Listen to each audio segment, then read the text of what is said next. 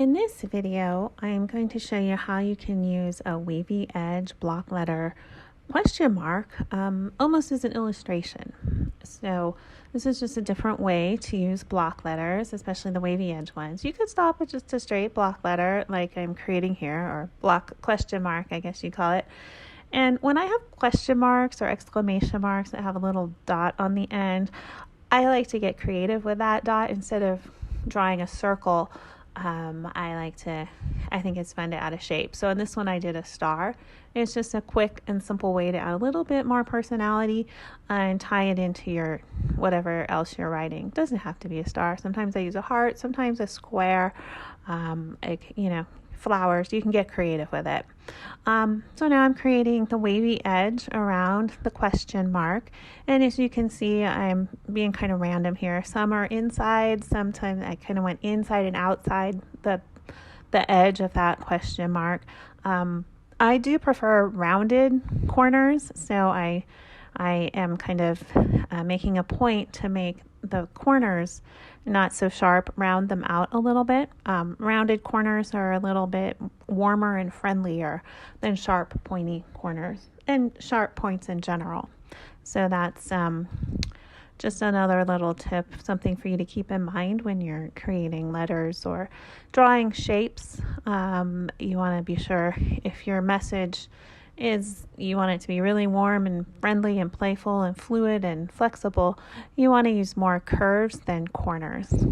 So now I'm just finishing at the bottom, and now you can see I drew this on the left side of the page, which left a lot of blank space on the right. It's kind of odd to have a big question mark on the left side before anything is written.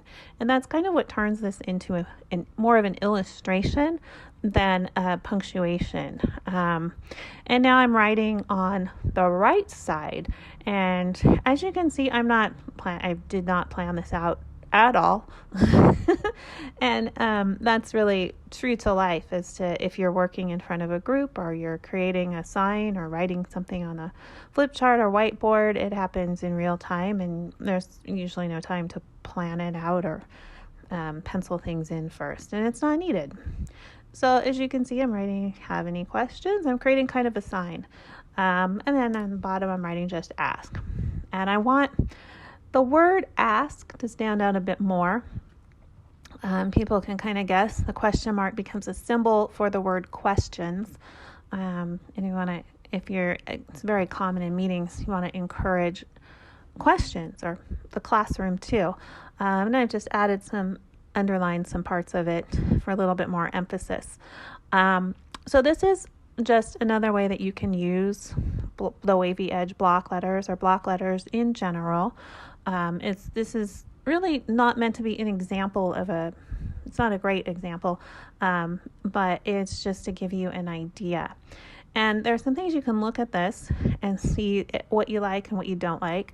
When I look at this, you can see if I'd spent a little bit more time, maybe, which again, if you're working live in front of people in real time, this is actually a very realistic example.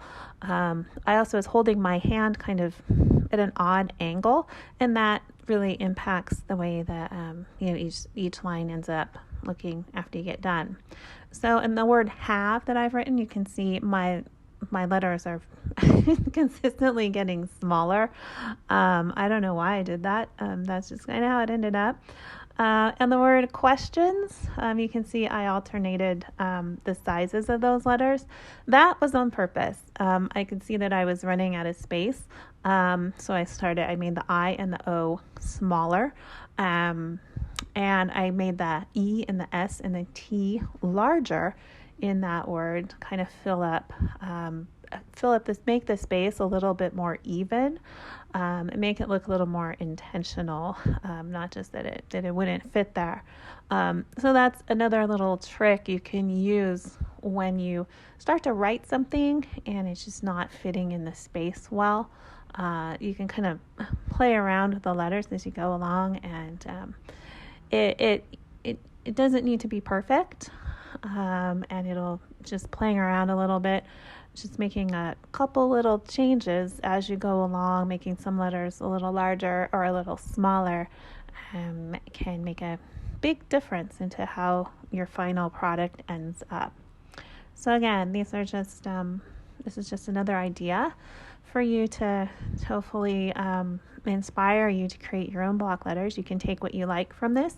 You may want to spend some time looking at how mine ended up and kind of critique it on your own, thinking about how you could improve it and how you could do things differently to end up with something that you may like better, or that may work better for your situation. So hopefully that gives you some inspiration and ideas to create your own block letters and start using them in your work or your own creations.